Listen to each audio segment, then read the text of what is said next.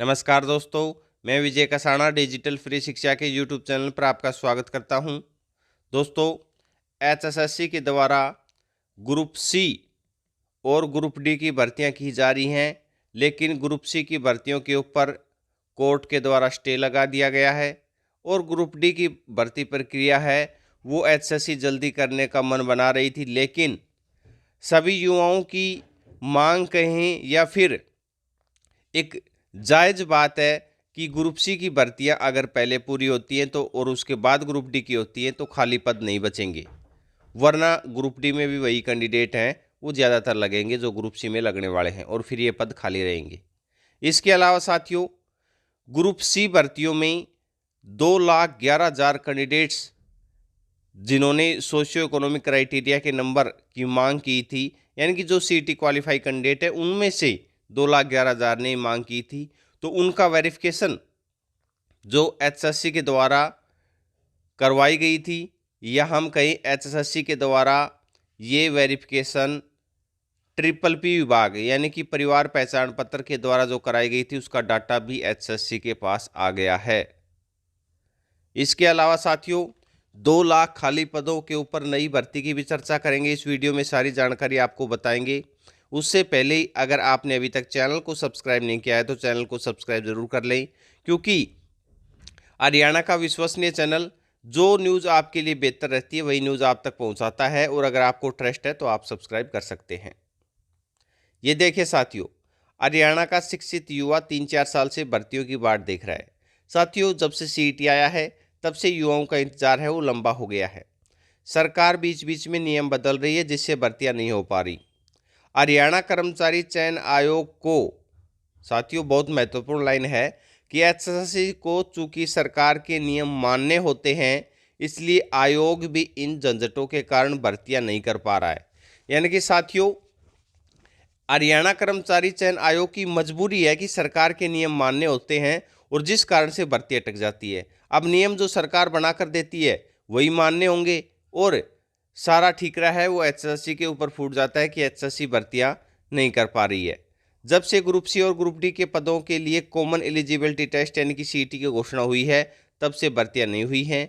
अगर अकेले सीईटी के आधार पर भर्तियां होनी होती तो भी ये भर्तियां हो जाती, मगर सीईटी का जो रिजल्ट है उसमें सोशियो इकोनॉमिक क्राइटेरिया के अंक देने की प्रक्रिया है वो परिवार पहचान पत्र से जोड़ने के कारण ये भर्तियां फंसी हुई हैं। साथियों, सबसे बड़ा मुद्दा ही यही है कि अगर सीईटी को ट्रिपल पी से नहीं जोड़ा जाता तो ये भर्तियां हो जाती, क्योंकि सोशियो इकोनॉमिक क्राइटेरिया के नंबर की वेरिफिकेशन हो सकती थी। अब इसमें कारण ये है कि बहुत से युवाओं की ट्रिपल पी में ही डाटा गलत है, तो उसका एचएसएससी क्या कर सकती है? क्या एचएसएससी ने कहा था कि ट्रिपल पी के साथ ये जो भर्ती प्रक्रिया के आवेदन हैं ये मांगे जाएं? तो यहीं तो साथियों मामला फंसा हुआ है। अब ग्रुप सी की भर्तियां आपको पता है किस कारण से अटकी हुई है? सोशियो इकोनॉमिक क्राइटेरिया के नंबर की वेरिफिकेशन के कारण अटकी हुई हैं। वेरिफिकेशन इसलिए नहीं हो सकती, उसका आगे डाटा देख लीजिए। 2,11,000 युवाओं को, जिन उम्मीदवारों का डाटा परिवार पहचान पत्र अथॉरिटी के पास वेरिफिकेशन के लिए भेजा गया था, उसकी वेरिफिकेशन रिपोर्ट आयोग के पास पहुंच गई है। ये गलियारे में चर्चा है साथियों। मगर और आपको पता है ये न्यूज़ कौन से अखबार में आ रही है? विश्वसनीय न्यूज़पेपर है, इसमें कोई दो राय नहीं है। और इस न्यूज़पेपर की खबरें हैं वो आगे तक पहुंचती भी है, इसमें भी कोई दो राय नहीं है। मगर आयोग इस डाटा को सार्वजनिक नहीं कर पा रहा। सार्वजनिक क्यों नहीं किया जा रहा? कि यह आंकड़ा काफ़ी ज़्यादा है, यह चर्चा है।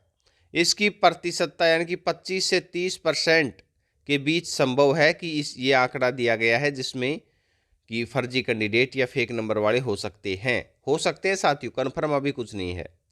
आयोग इन आंकड़ों के अनुसार अगर अपना सीईटी स्कोर संशोधित कर ले और सीईटी स्कोर सार्वजनिक करने के बाद भर्ती प्रक्रिया शुरू कर दे तो ग्रुप सी के 32,000 पदों पर भर्ती 2 से 3 महीनों के भीतर हो सकती है। मगर साथियों, ये अगर और मगर के कारण ही भर्तियां रुकी हुई है। गलियारे में चर्चा यह है कि यह डाटा इसलिए दुरुस्त नहीं किया जा रहा, कहीं ऐसे उम्मीदवार जिनके सोशियो इकोनॉमिक क्राइटेरिया के जो साथियों अंक काटे जाएं यानी कि इस डाटा के आधार पर अंक तो किसी के काट दिए जाएं, लेकिन हो सकता है उसके परिवार पहचान पत्र में ही कोई कमी रही हो, यानी कि किसी की जो इनकम है वो परिवार पहचान पत्र में गलत तरीके से दर्शा दी गई हो। आपको पता है ट्रिपल पी की कमियां तो सभी के सामने हैं, और उस कारण से उस कैंडिडेट को 5 नंबर का भी नुकसान करना पड़ जाए, यानी कि किसी निर्दोष कैंडिडेट की बलि ना चढ़ जाए, इसीलिए अब ये प्रोसेस है वो नहीं किया जा रहा। और इसके अलावा वे परिवार पहचान पत्र के डाटा को ही हाईकोर्ट में चुनौती न दे दें, इस पर पारिवारिक आय की वेरिफिकेशन ही गलत हो, यानी कि ये चुनौती दे दे कि पारिवारिक आय की जो वेरिफिकेशन की गई है वो ही गलत है, तो यहां पर भी पेच फंस सकता है। अब साथियों, आयोग का सामाजिक आर्थिक मानदंड के अंक देने से सीधा कोई वास्ता नहीं है, यानी कि एचएससी कोई सोशियो इकोनॉमिक क्राइटेरिया के अंक सीधा नहीं देती, क्योंकि आयोग ने कोई वेरिफिकेशन स्वयं तो करनी नहीं है। यह वेरिफिकेशन ट्रिपल पी डाटा के अनुसार हरियाणा परिवार पहचान पत्र अथॉरिटी ने ही करनी है, और जो सिंगल बेंच का आदेश है वो आपको सभी को पता ही है। अब ग्रुप डी की भर्तियों की बात की जाए तो साथियों, ग्रुप डी की भर्ती में जो भी युवा जिनके अच्छे नंबर बन रहे हैं वो सभी युवा चाहते हैं कि ग्रुप सी की भर्तियां पहले हों, क्योंकि ग्रुप सी की भर्तियां अगर पहले नहीं होंगी तो जो ग्रुप सी के टॉपर उम्मीदवार हैं वो ग्रुप डी में चयन हो जाएंगे, बाद में वो छोड़कर ग्रुप सी में जाएंगे, बात सभी को पता है, और पद खाली रहेंगे। अब साथियों, इसमें मामला यह भी कहा जा रहा है कि अगली बार जब सीईटी के नियम बनाए जाएं तो हरियाणा कर्मचारी चयन आयोग को भर्तियां पूरी करने के लिए स्वतंत्रता दी जानी चाहिए, यानी कि एचएससी को फ्री हैंड नहीं दिया जा रहा कि किस प्रकार से भर्ती की प्रक्रिया की जा रही है। अब नियम बनाकर वो भेज देते हैं, अब उन नियमों के तहत ही भर्ती करना एचएससी का काम है, और उन नियमों में फंस जाता है पेच, तो भर्तियां जाती है रुक, फिर ठीकरा आयोग के ऊपर फूटता है कि आयोग भर्ती नहीं करा रहा। आयोग क्या करवाएगा बताओ? जो नियम ही बना दिए, नियमों के तहत भर्ती करना आयोग की मजबूरी है। सीईटी को ट्रिपल पी से अलग कर देना चाहिए, यानी कि सीईटी की जो भर्ती प्रक्रिया है उसको परिवार पहचान पत्र के डाटा से अलग कर देना चाहिए, जैसा कि एचपीएससी ने किया है। सीईटी पास उम्मीदवारों में से 4 गुना उम्मीदवार बुलाने की शर्त हटा देनी चाहिए, यानी कि इनके कहने का मतलब ये है कि सीईटी क्वालिफाई हो जाना चाहिए। और जैसे ही पुलिस की जो सिपाही पदों की 5000 और महिला सिपाही के 1000 पदों पर विज्ञापन जारी हो तो उस ग्रुप सी के सीईटी और ग्रुप डी के सीईटी की संशोधन करने की प्रक्रिया शुरू कर देनी चाहिए, यानी कि 2024 में जो सीईटी होगा उसकी प्रक्रिया शुरू कर देनी चाहिए। साथियों, आपको ये बता दें, अंदर खाने ये प्रक्रिया चल रही है, इसमें कोई दो राय नहीं है। जिन उम्मीदवारों ने पहले सीईटी दिया है और उसी सीईटी के रिजल्ट अनुसार ग्रुप सी और डी के लिए आवेदन कर रखा है तो उसका चयन पुराने सीईटी के अनुसार होना चाहिए, और नए सीईटी को नई भर्तियों पर लागू करने, ये देखिए, करके अगले 1 साल के भीतर जो 2 लाख से ज़्यादा पद खाली पड़े हैं उनके ऊपर भर्ती करनी चाहिए। यानी कि साथियों, एचएससी को फ्री हैंड अगर मिलता है तो ये भर्ती प्रक्रियाएं पूरी हो सकती हैं। अब इसमें अलग अलग डिपार्टमेंटों के अलग अलग नियमों के अलग अलग जगह पेच फंस जाते हैं, जिस कारण से भी भर्तियां रुकी हुई हैं।